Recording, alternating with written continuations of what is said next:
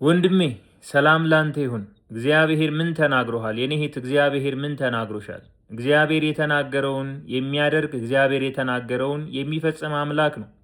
መጽሐፍ ቅዱስ ሲናገር በዘፍጥረት መጽሐፍ ምዕራፍ 28 ላይ ከቁጥር 10 ጀምራችሁ ስታነቡ እንደዚህ ይላል። ያዕቆብም ከቤርሳቤ ተነስቶ ወደ ካራን መጥቶ በዛ አደረ። ፀሐይ ጠልቃ ነበርና ሕልምን አለመ። ድንጋይም ተንተርሶ ተኛ። መሰላልም ከምድር እስከ ሰማይ ተዘርግቶ አየ። እግዚአብሔርም በላይ ቆሞበት ነበር። እግዚአብሔርም ለያዕቆብ እንዲህ አለው፣ እኔ የአባትህ የአብርሃም የይስሐቅም አምላክ ነኝ። አንተ የተኛህበትን ይህን ስፍራ ለአንተም ለዘርህም እሰጣለሁ አለው።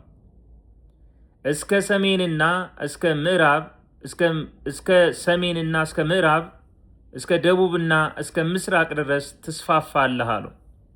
ዘርህ እንደ ሰማይ ከዋክብት ይሆናል አለው። የነገርኩህን ደግሞ እስካደርግልህ ድረስ አልተውህም አለው። የነገርኩህን እስከማደርግልህ ድረስ አልተውህም አለው። እግዚአብሔር የተናገረውን እስኪያደርግ ያዕቆብን እግዚአብሔር አልተውም። ዛሬም እግዚአብሔር ለአንቺ ምን ተናግሯል? እግዚአብሔር ዛሬ ላንተ ምን ብሎሃል? የነገረህን እስኪያደርግ የተናገረውን እስኪያደርግ ድረስ እግዚአብሔር አይተውህም። እግዚአብሔር አይተዋችሁም። እግዚአብሔር አይተውኝም፣ እግዚአብሔር አይጥለኝም እያላችሁ የነገረኝን እስከሚያደርግ ድረስ አይተውኝም እያላችሁ ተናገሩ። እግዚአብሔር የተናገረውን የሚያደርግ አምላክ ነው።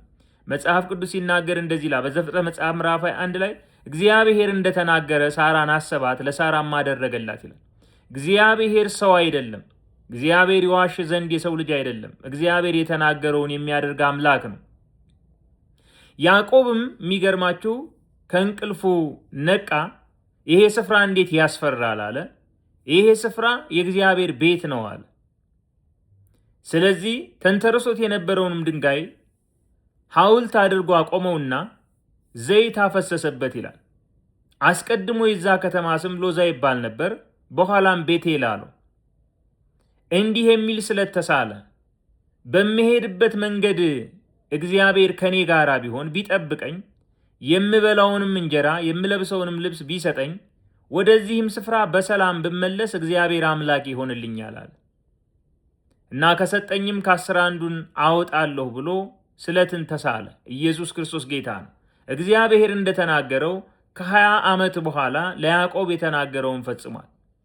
ወደዚህ ስፍራ ሲመለስ ባለ 2 ክፍል ሰራዊት ሆኖ ያዕቆብ የሚባለው ሰው እስራኤል ተብሎ የኔሽን አባት ሆኖ የሀገርም መጠሪያ ስም ይዞ ተመልሷል። ኢየሱስ ክርስቶስ ጌታ ነው። እግዚአብሔር ዛሬም የተናገረውን የሚያደርግ አምላክ ነው። በሕይወትሽ እግዚአብሔር የተናገረውን ያደርጋል። በቤት እግዚአብሔር የተናገረውን ያደርጋል። በቤተሰቦችሽ መካከል እግዚአብሔር የተናገረውን ያደርጋል። እግዚአብሔር ደግሞ ስለ ተስፋ ቃሉ አይዘገይም ተብሎ ተጽፏል። እግዚአብሔር የተናገረውን የሚያደርግ አምላክ ነው። እግዚአብሔር ተናግሮ የሚያደርግ አምላክ ነው። ተናጋሪው እግዚአብሔር ከሆነ፣ ያወራህ እግዚአብሔር ከሆነ፣ የተናገረህ እግዚአብሔር ከሆነ የተናገረውን በጊዜው የሚያደርግ አምላክ ነው። እግዚአብሔር የተናገረውን ያደርጋል። እግዚአብሔር የተናገረውን ይፈጽምላችኋል። እግዚአብሔር እንደተናገረ ሳራን አሰባት ነው የሚለው። እግዚአብሔር ያስባችኋል። እግዚአብሔር ያደርግላችኋል። ተባረኩ። ይሄንን መልእክት ለብዙዎች እንዲደርስ ሼር እያደረጋችሁ ኮፒ ሊንክ እያደረጋችሁ አደርሱልኝ።